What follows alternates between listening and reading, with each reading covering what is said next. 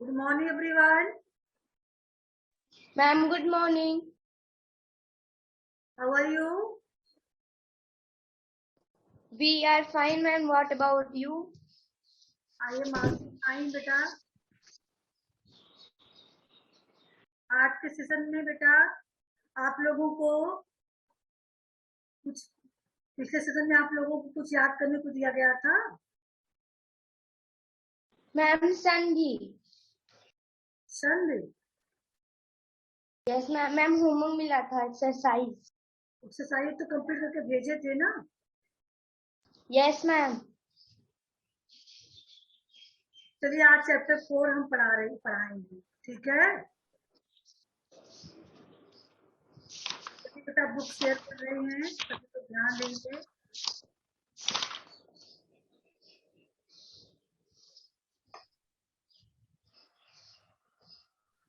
Book दिखी.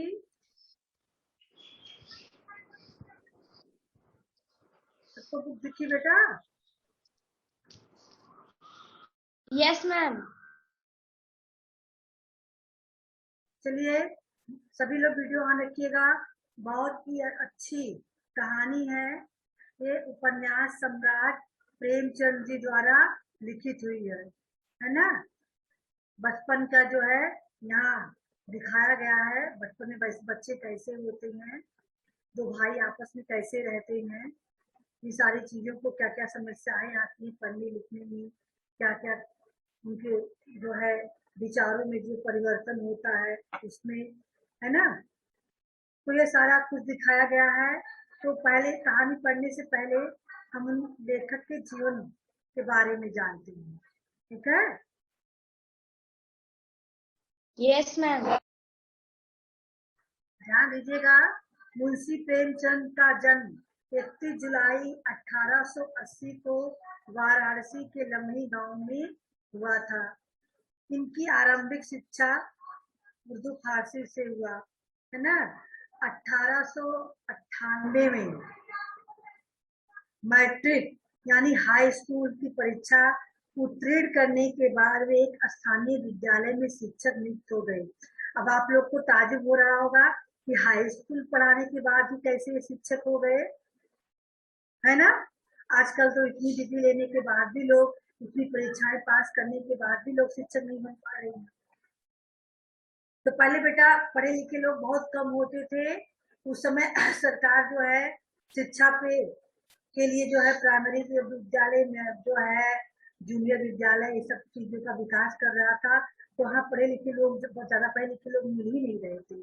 8 पास 10 पास लोगों को नौकरी लग रही थी, है ना.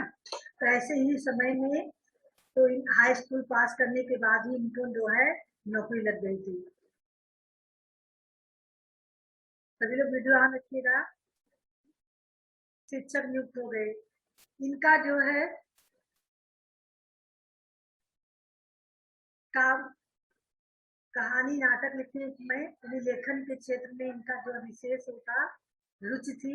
इसलिए इन्होंने बहुत सारे कहानी उपन्यास लिखा है.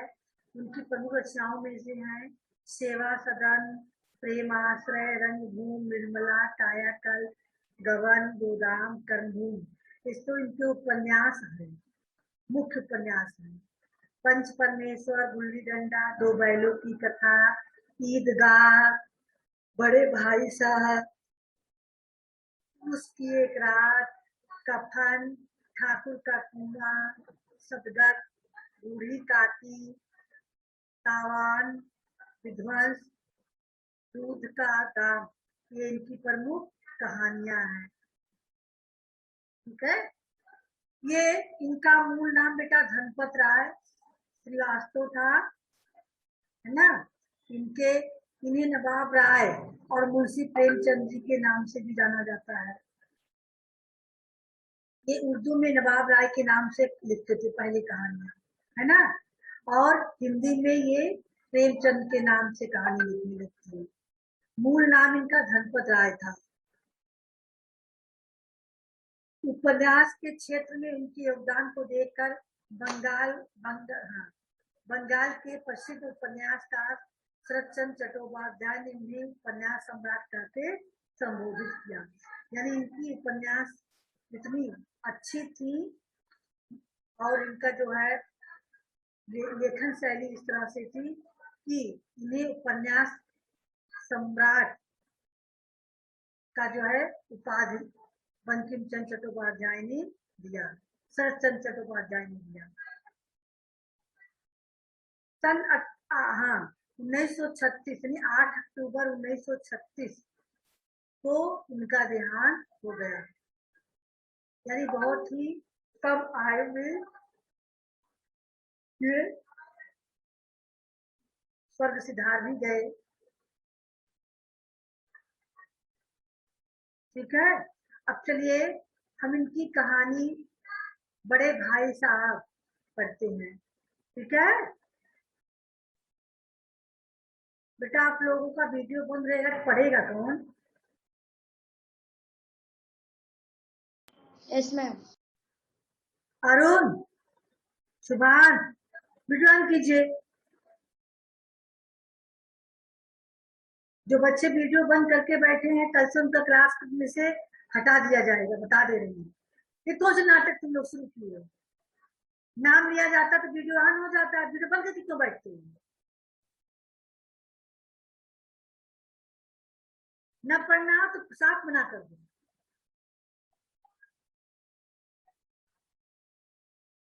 वीडियो बंद करके बैठ जाएंगे, पागल की तरह हम चिल्लाएं बैठ के यहाँ पर एक लोगों को।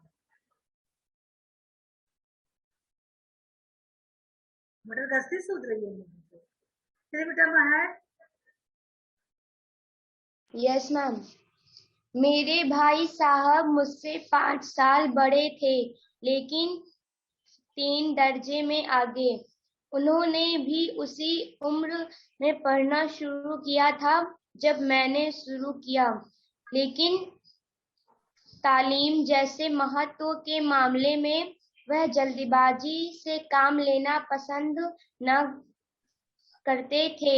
इस भवन की बुनियाद खूब मजबूत डालना चाहते थे, जिस पर आलीशान महल बन सके। 1 साल का काम 2 साल में करते थे, कभी-कभी 3 साल भी लग जाते थे। बुनियाद ही पुख्ता न हो तो मकान कैसे पायेदार बने। मैं छोटा था, वह बड़े थे। मेरी उम्र 9 साल की, वह 14 साल के थे। वह स्वभाव से बड़े अध्ययनशील थे, हरदम किताब खोले बैठे रहते और शायद दिमाग को आराम देने के लिए कभी कॉपी पर, कभी किताब के हाशियों पर चिड़ियों, कुत्तों, बिल्लियों की तस्वीरें बनाया करते थे। कभी-कभी एक ही नाम या शब्द या वाक्य 10-20 बार लिख डालते। कभी एक शेर को बार-बार सुंदर अक्षर से नकल करते। कभी ऐसी शब्द रचना करते जिसमें ना कोई अर्थ होता, ना कोई सामंजस्य। मसलन एक बार उनकी कॉपी पर मैंने यह इबारत देखी, स्पेशल अमीना भाइयों भाइयों, दरअसल भाई भाई, राधेश्याम, श्रीयुत राधेश्याम। 1 घंटे तक इसके बाद एक आदमी का चेहरा बना हुआ था। मैंने चेष्टा की कि इस पहेली का कोई अर्थ निकालूं, लेकिन असफल रहा और उनसे पूछने का साहस न हुआ। वह 9वीं जमात में थे, मैं 5वीं में। उनकी रचनाओं को समझना मेरे लिए छोटा मुंह बड़ी बात थी।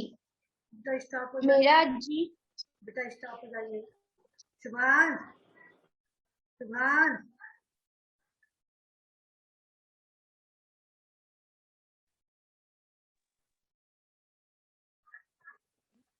जमात का मतलब जानती हो बेटा?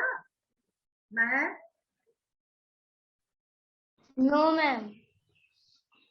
और 9वीं जमात, जमात यहाँ क्लास को कहते हैं, कक्षा को। ठीक है, मदरसा स्कूल को यस कहते हैं उर्दू में, है ना?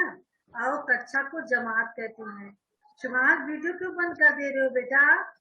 चलिए आप रीड कीजिए तो यहाँ से।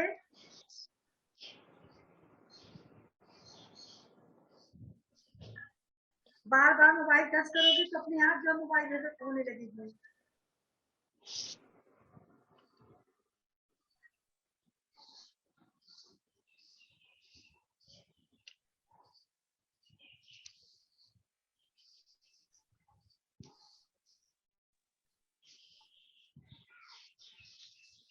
देख रही हो, वो भी डिस्ट्रैक्ट हो गई।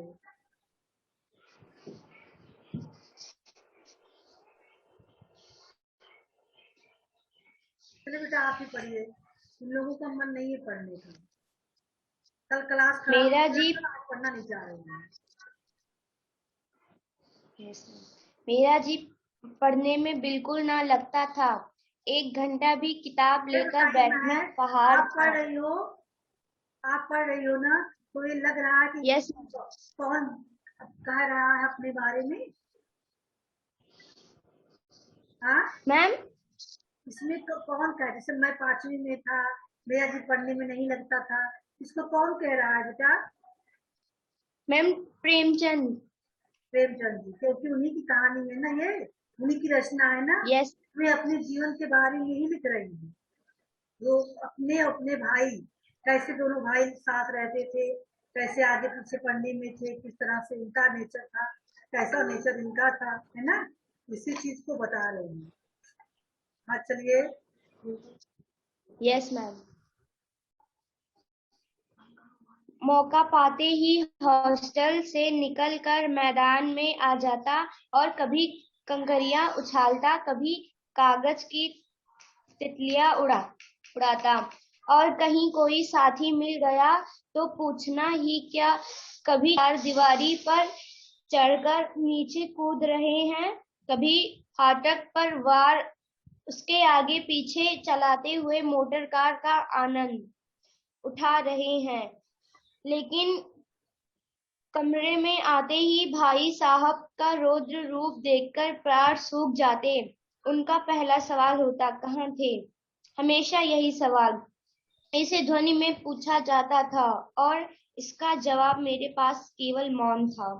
ना जाने मुंह से यह बात क्यों ना निकलती कि जरा बाहर खेल रहा था। देखिए बेटा, इस इसमें तरह चलिए आगे यस पढ़िए। मैम। पढ़िए पढ़िए पढ़िए। इस तरह अंग्रेजी पढ़ोगे तो जिंदगी भर पढ़ते रहोगे और एक हर्फ न आएगा। अंग्रेजी पढ़ना कोई हंसी खेल नहीं है कि जो चाहे पढ़ ले। नहीं, ऐरा गैरा नथु खैरा सभी अंग्रेजी के विद्वान हो जाते। यहाँ रात दिन आंखें फोड़नी पड़ती है और खून जलाना पड़ता है जब कहीं यह विधा आती है, और आती क्या है, हाँ कहने को आ जाती है। बड़े बड़े विद्वान भी शुद्ध अंग्रेजी नहीं लिख सकते, बोलना तो दूर रहा। और मैं कहता हूँ तुम कितने घूंघट हो कि मुझे देखकर भी सबक नहीं लेते।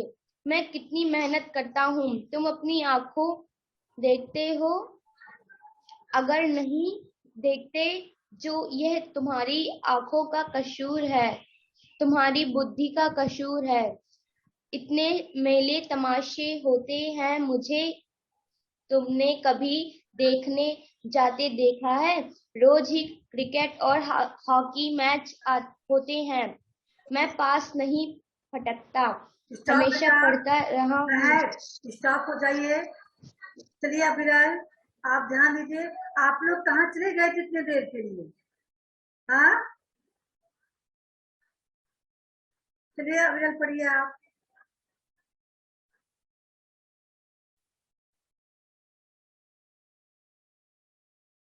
यहाँ से पढ़ना है।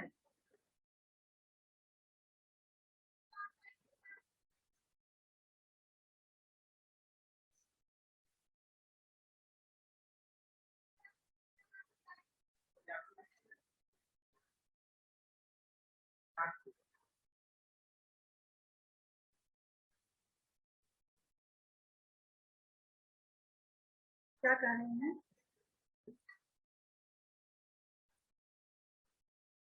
बेटा अभिराज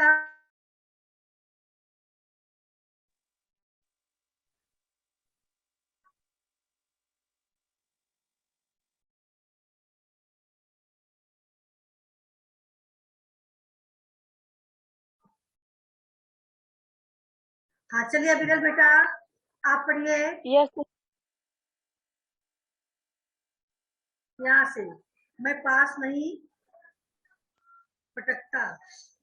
मैं पास नहीं पटकता, हमेशा पढ़ता रहा हूँ, उस पर भी एक आग एक एक दर्जन दराजे में दो दो तीन तीन साल पड़ा रहता। मैं दो दो हूँ, फिर तुम कैसे आशा करते हो कि तुम यूं खेल कूद में वक्त गवाकर पास हो जाओगे।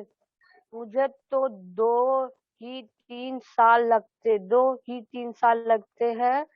तुम उम्र भर इसी दर्जे में पड़े सड़ते रहोगे। अगर तुम्हें इस तरह उम्र गंवानी है तो बेहतर है कि घर चले जाओ और मजे से गुल्ली डंडा खेलो। दादा की गाड़ी कमाई कमाई के रुपए क्यों बर्बाद करते हो? किसने कहा बेटा इसको विरल? मैम मैम राइटर ने। राइटर ने कहा है। राइटर के बड़े भाई ने राइटर को समझाया है। यहाँ पे दो भाइयों की बचपन की बातें चल रही हैं। बड़ा भाई है, बड़े भाई साहब यानी राइटर छोटा भाई है, और बड़े भाई साहब राइटर के बड़े भाई हैं, है ना। तो बड़े भाई 9वीं क्लास में पढ़ रहे थे, यस मैम। 5वीं में, है ना।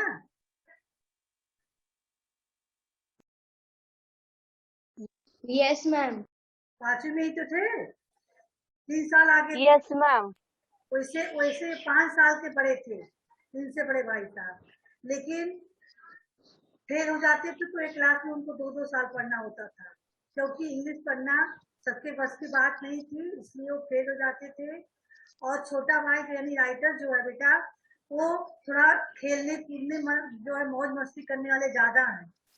उन्हीं को समझा रहे हैं यहाँ पे किस तरह से, क्योंकि दोनों भाई को पेरेंट्स ने हॉस्टल में पढ़ने के लिए भेज दिया है ना। तो पेरेंट्स कितनी मेहनत से पैसा कमाते हैं, बच्चों को पढ़ाई के लिए दे रहे हैं। अगर बच्चे पढ़ाई न करे, गुल्ली डंडा खेले, खेलने में मन लगाए, तो फिर क्या बाहर रखे पढ़ने का। वही चीज यहाँ वो समझा रहे हैं अपने छोटे भाई को कि मैं तो इतना पढ़ता हूँ, दिन रात पढ़ना रहता हूँ, फिर भी मुझे एक क्लास में 2-2 साल पढ़ना पड़ता है। और तुम ऐसे खेल कूद रहे हो, तुम्हें कैसे विश्वास है कि मैं पास हो जाऊंगा। तुम भी तो उम्र भर पढ़ते रहोगे एक क्लास में, अगर तुम इसी तरह से खेल में मन लगाओगे, है ना। इससे अच्छा है कि तुम घर चले जाओ, वही जाके गुल्ली डंडा खेलो, तो अपने पिता की जो है, दादाजी की अपनी गाड़ी कमाई को बर्बाद कर रहे हैं। इस जो है बड़े भाई साहब प्रेमचंद जी से समझा के कह रहे हैं। ठीक है, तो समझ में आ गई ना। Yes yes ma'am. आगे पढ़िए बेटा।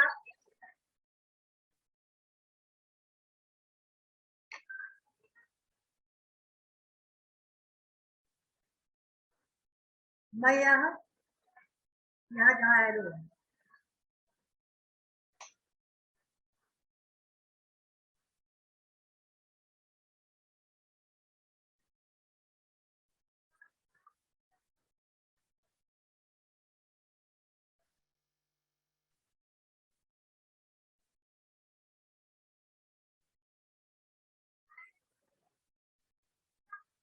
तो अरुण को कहे पढ़ने के लिए। सुभान वीडियो ऑन कीजिए। सुभान चलिए आप पढ़िए। इस बार अगर आप डिस्कनेक्ट किए तो हम फिर क्लास से बाहर करेंगे आपको। पढ़िए, जहाँ पे लाल एरो दिख रहा है, यहाँ से पढ़िए।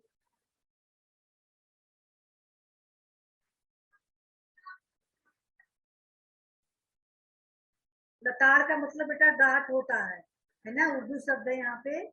मैं लताड़ सुनकर आंसू बहाने लगता, यानी डांट सुनकर।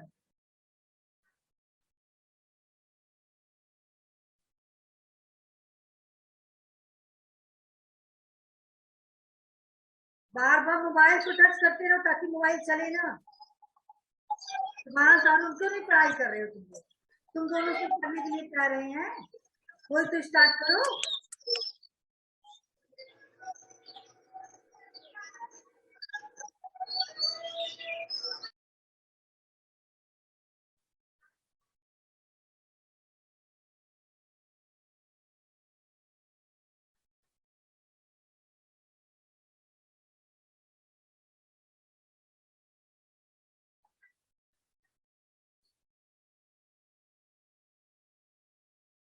सुभान, माइक ऑन कीजिए, पढ़िए।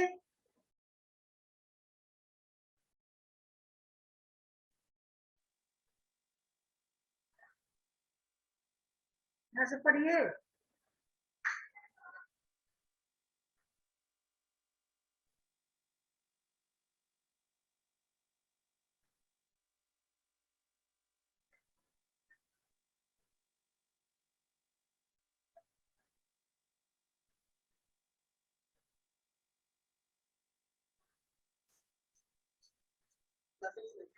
सुभान, ये लोग पढ़ नहीं रहे हैं। चलिए सुभान बेटा पढ़िए, क्यों नहीं पढ़ रहे हो?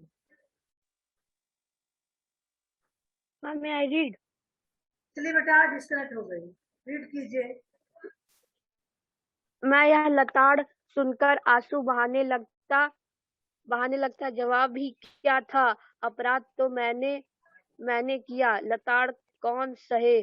भाई साहब उपदेश की कला में निपुण थे, ऐसी ऐसी लगती बातें कहते, ऐसे ऐसे सूखती बाढ़ चलाते कि मेरे जिगर के टुकड़े हो जाते और हिम्मत छूट जाती। इस तरह जान तोड़कर मेहनत करने की शक्ति मैं अपने में ना पाता था, और उस निराशा से उस निराशा में जरा देर के लिए मैं सोचने लगता, क्यों ना घर चला जाऊं। जो काम मेरे बूते के बाहर है, उसमें हाथ डालकर क्यों अपनी जिंदगी खराब करूं। मुझे अपना मूर्ख रखना मंजूर था, लेकिन उतनी मेहनत से मुझे तो चक्कर आ जाता था। लेकिन घंटे 2 घंटे बाद निराशा के बाद निराशा के बदला बादल। बाद निराशा के बादल फट जाते, और मैं इरादा करता कि आगे से खूब जी लगाकर पढ़ूंगा। चटपट एक टाइम टेबल बना डालता, बिना पहले से नक्शा बनाए, बिना कोई स्कीम तैयार किए काम कैसे शुरू करे। टाइम टेबल में खेल कूद की मदद बिल्कुल उड़ जाती। प्रातः काल उठना, 6 बजे मुंह हाथ धो दरा दर्जे में अवाल भी उठना, 6 बजे मुंह हाथ धो नाश्ता कर पढ़ने बैठे जाना। 6 में 8 तक अंग्रेजी, 8 से 9 तक हिसाब, 9 से साढ़े 9 तक इतिहास, फिर भोजन और स्कूल। 3:30 बजे स्कूल से वापस होकर आधा घंटा आराम, 4 से 5 तक भूगोल, 5 से 6 तक ग्रामर, आधा घंटा हॉस्टल के सामने टहलना, साढ़े 6 से 7 तक अंग्रेजी कॉम्पोजिशन, फिर फिर भोजन करके 8 से 9 तक अनुवाद, 9 से 10 तक हिंदी, 10 से 11 तक विधि विषय, फिर विश्राम। मगर टाइम टेबल बना लेना एक बात है, उस पर अमल करना दूसरी बात है। पहले ही दिन से उसकी अवहेलना शुरू हो जाती। मैदान की वह सुखद हरियाली, हवा के वह हल्के हल्के झोंके, फुटबॉल की उछल कूद, कबड्डी के वह दांव घाट, वॉलीबॉल की तेज और फुर्ती, मुझे आज्ञा और आगे और और अनिवार्य रूप से अज्ञाता और अनिवार्य रूप से खींच ले जाती, और वह जाते ही मैं सब कुछ भूल जाता। वहाँ जानलेवा टाइम टेबल व आंखें फोड़ किताबें किसी की याद न रहती। और फिर भाई साहब को नसीहत और फजीहत नसीहत का अवसर नसीहत और फजीहत नसीहत और फजीहत का अवसर मिल जाता। मैं उनके साये में भागता, उनकी आंखों से दूर रहने की चेष्टा करता, कमरे में इस तरह दबे पांव आता कि उन्हें खबर न हो। उनकी नजर उठी मेरी ओर उठी और मेरे प्राण निकले। हमेशा सिर पर नंगी तलवार सी लटकी मालूम होती, फिर भी जैसे मौत और विपत्ति के बीच में भी आदमी मोह और माया के बंधन में ज- जकड़ा रहता है। मैं मैं फटकर और ग- फटकार और और घुड़कियां मैं फटकार और घुड़कियां खेल खाकर कूद भी को खाकर भी खेल कूद का तिरस्कार ना कर सकता। अरुण चलिए पढ़िए आप। सालाना अरुण चलिए आप पढ़िए यहाँ से।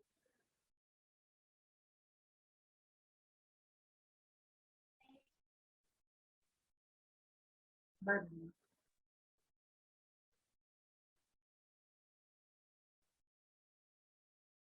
चलिए माँ का आप ही पढ़िए। सालाना इम्तहान हुआ। भाई साहब फेल हो गए, मैं पास हो गया, दर्जे में प्रथम आया। मेरे और उनके बीच केवल 2 साल का अंतर रह गया। जी मैं आया, भाई साहब को आड़े हाथों लूं। आपकी वह घोर तपस्या कहाँ गई? मुझे देखिए, मजे से खेलता भी रहा और दर्जे में अव्वल भी हूँ।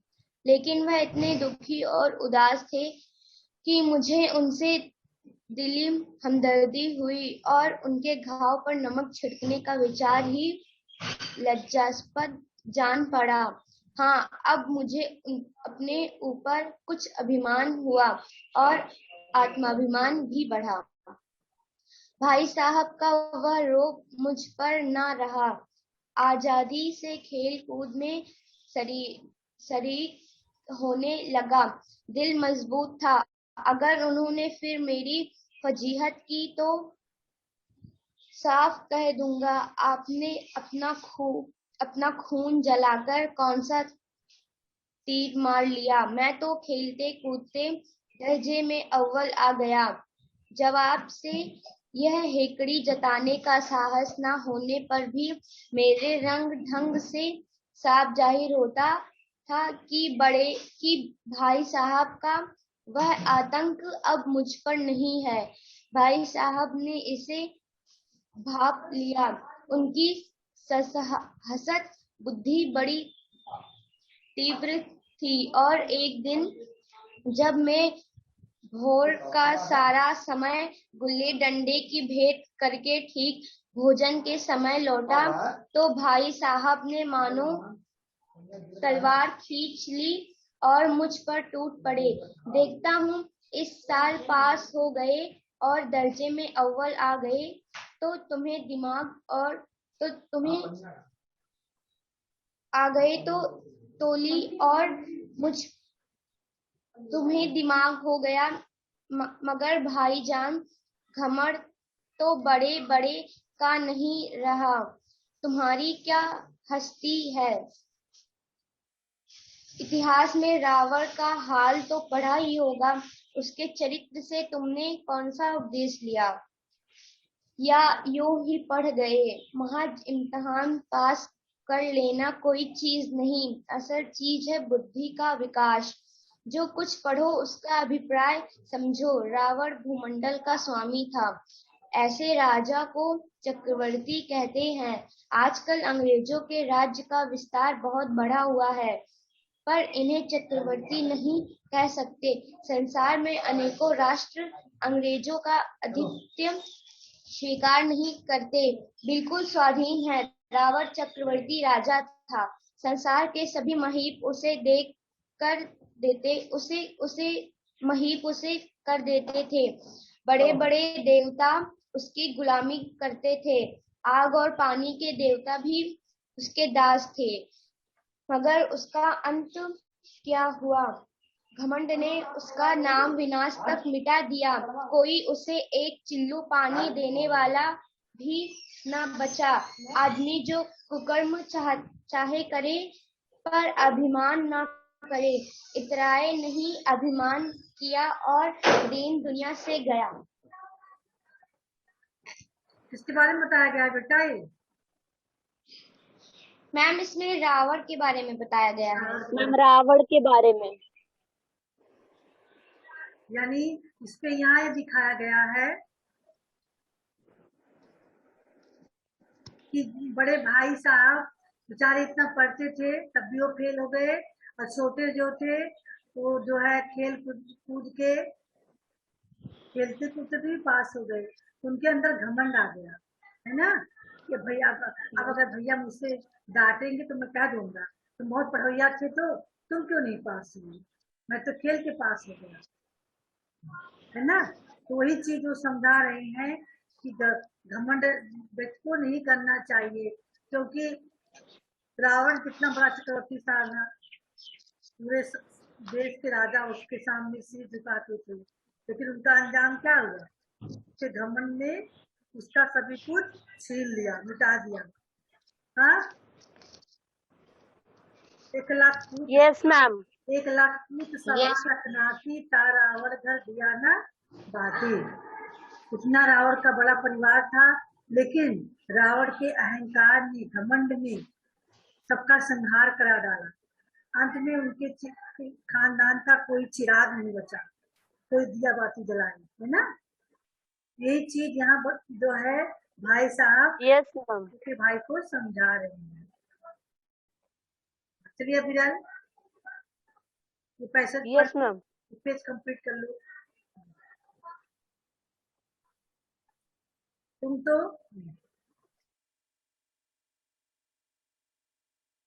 तुमने तो अभी केवल एक दर्जा पास किया है और अभी अभी से तुम्हारे सिर फिर गए, तब तो तुम आगे बढ़ चुके। यह सब लोग कि तुम समझ लो अपनी कि मेहनत से नहीं पास हुए।